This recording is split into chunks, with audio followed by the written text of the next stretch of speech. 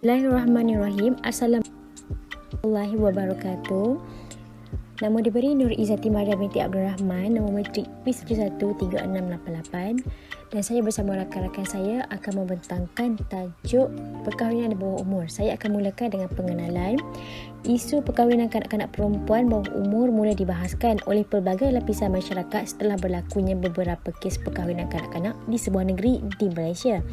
Rentetan daripada ini, Kementerian Pembangunan Wanita, Keluarga dan Masyarakat telah menggesa pejabat pengurusi negara dan ketua polis negara agar menyiasat kes perkahwinan bawah umur tersebut. Kajian melaporkan bahawa perkahwinan bawah umur melibatkan isu hak asasi termasuk isu pelanggaran terhadap hak kanak-kanak untuk menikmati zaman kanak-kanaknya dan hak terhadap pendidikan. Isu kesihatan pula melibatkan kesan perasaan tersisih kanak-kanak tersebut, depresi, jangkitan penyakit seksual dan kanser cervix, risiko semasa mengandung, melahirkan anak dan risiko terhadap bayi yang dilahirkan oleh seorang kanak-kanak. Di Malaysia, isu perkahwinan bawah umur tidak sunyi daripada perbincangan.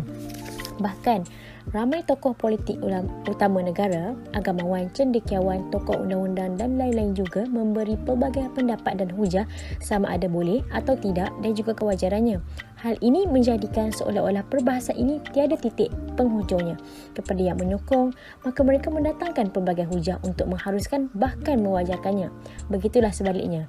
Ramai juga yang melentang dengan hujah dan alasan masing-masing. Seterusnya, kita pergi kepada definisi perkahwinan. Para ulama mendefinisikan perkahwinan dengan banyak maksud.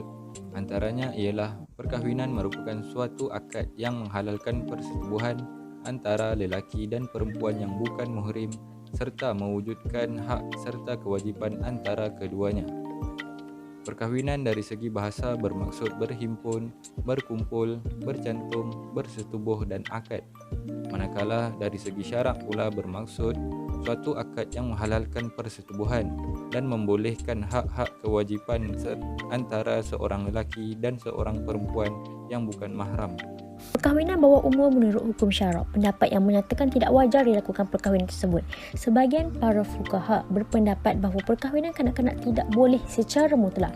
Inilah pendapat yang dipegang oleh Ibnu Shubrumah dan juga Abu Bakar Al-Azam. Mereka berdalilkan firman Allah Subhanahu Wa Taala yang bermaksud, dan ujilah anak-anak yatim sampai mereka mencapai usia nikah. Apabila kalian menemukan kecerdasannya, maka serahkanlah harta-harta itu kepada mereka. Surah An-Nisa ayat 6. Seterusnya, kita lihat pula peruntukan undang-undang berkaitan dengan perkahwinan bawah umur untuk orang bukan Islam, iaitu Akta Membaharui Undang-Undang Perkahwinan dan Perceraian 1976. Mana-mana perkahwinan yang berupa sebagai diupacarakan di Malaysia adalah tidak sah jika pada tarikh perkahwinan itu salah satu daripada pihak-pihak berumur di bawah 18 tahun, melainkan jika bagi seorang perempuan yang telah genap umur 16 tahun, pengupacaraan perkahwinan itu telah dibenarkan oleh suatu lesen yang diberi oleh Ketua Menteri di bawah subsection 21-2, iaitu Ketua Menteri boleh menurut budi bicaranya memberikan suatu lesen di bawah seksyen ini membenarkan pengupacaraan sesuatu perkahwinan walaupun pihak perempuan kepada perkahwinan itu berumur di bawah 18 tahun, tetapi dalam apa-apa hal pun tidak boleh memberikan lesen itu sebelum perempuan itu berumur genap 16 tahun. Undang-Undang Keluarga Negeri memperuntukkan perkara yang berkaitan dengan perkahwinan dan perceraian terhadap orang Islam. Secara umumnya, had umur minimum bagi sesuatu perkahwinan orang Islam adalah 18 tahun bagi lelaki dan 16 tahun bagi perempuan kecuali dengan kebenaran secara bertulis oleh hakim syar'i dalam keadaan yang tertentu. Enaman Undang-Undang Keluarga Islam Negeri Selangor 2003 dalam Seksyen 8 iaitu umur minimum untuk perkahwinan memperuntukkan bahawa tiada perkahwinan boleh diakad nikahkan di bawah enaman ini jika lelaki itu berumur kurang daripada 18 tahun atau perempuan itu berumur kurang daripada 16 tahun, kecuali jika hakim syar'i telah memberi kebenarannya secara bertulis dalam hal keadaan tertentu. Oleh itu, suatu perkahwinan bawah umur yang tidak diberikan kebenaran oleh hakim syar'i adalah menjadi suatu kesalahan dan boleh dijatuhkan hukuman berdasarkan peruntukan enakmen Undang-Undang Keluarga Islam. Pada tahun 2018, Rang Undang-Undang RUU Enakmen Keluarga Islam Negeri Selangor 2003 Pindaan 2018 telah diluluskan yang menyeragamkan had umur minimum perkahwinan bagi seseorang perempuan Islam dari umur 16 tahun kepada 18 tahun. Sehubungan dengan itu, terdapat beberapa negeri lain juga turut sama meminda undang-undang berkaitan had umur minimum perkahwinan ini kepada 18 tahun seperti di negeri Kedah, Pulau Pinang, Sabah, Johor, Melaka dan juga Perak. Tertakluk kepada Seksyen 18, setiap permohonan untuk berkahwin bagi lelaki atau perempuan yang kurang daripada 18 tahun kepada mahkamah hendaklah dimulakan dengan: bagi lelaki, suatu notis permohonan melalui ibu atau bapa atau penjaganya beserta dengan afidavit ibu atau bapa atau penjaganya dan juga afidavit bakal isteri kepada lelaki itu, atau bagi perempuan, suatu notis permohonan melalui ibu atau bapa atau penjaganya beserta afidavit ibu atau bapa atau penjaganya dan juga afidavit bakal suami kepada perempuan itu.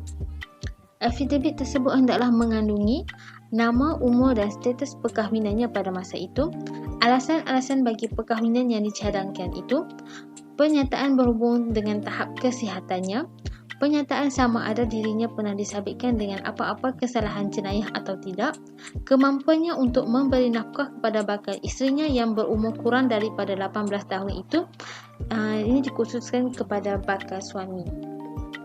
Selepas menerima sesuatu permohonan di bawah subsection 1, mahkamah hendaklah memerintahkan lelaki atau perempuan yang berumur kurang daripada 18 tahun untuk mengemukakan laporan tahap kesihatan, laporan sosial dari Pegawai Kebajikan Masyarakat yang menyatakan latar belakang sosioekonomi, laporan rekod jenayah oleh Polis Diraja Malaysia.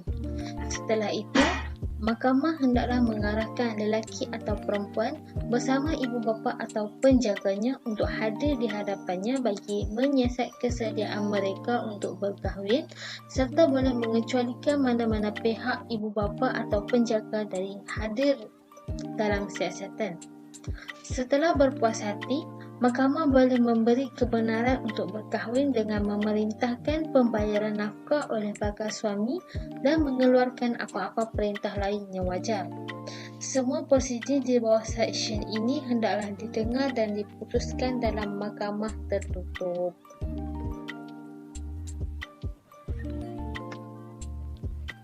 Prosedur permohonan perkahwinan bawah umur.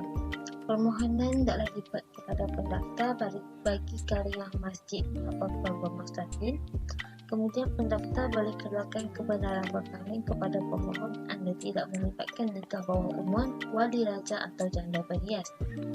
Jika salah satu pihak adalah di bawah umur, pendaftar hendaklah merujuk permohonan kepada hakim syar'i kepada mahkamah. Kemudian, perkahwinan bawah umur hanya boleh diakad nikahkan setelah diberi kebenaran oleh hakim syar'i. Seterusnya, analisis kes dalam permohonan kebenaran berkahwin bawah umur. Yang pertama adalah Juma'i bin Waris dan Muhammad Aiman bin Juma'i. Dalam kes ini, pemohon kedua iaitu Muhammad Aiman bin Juma'i berumur 17 tahun, manakala pemohon pertama adalah bapa kandung kepada pemohon kedua.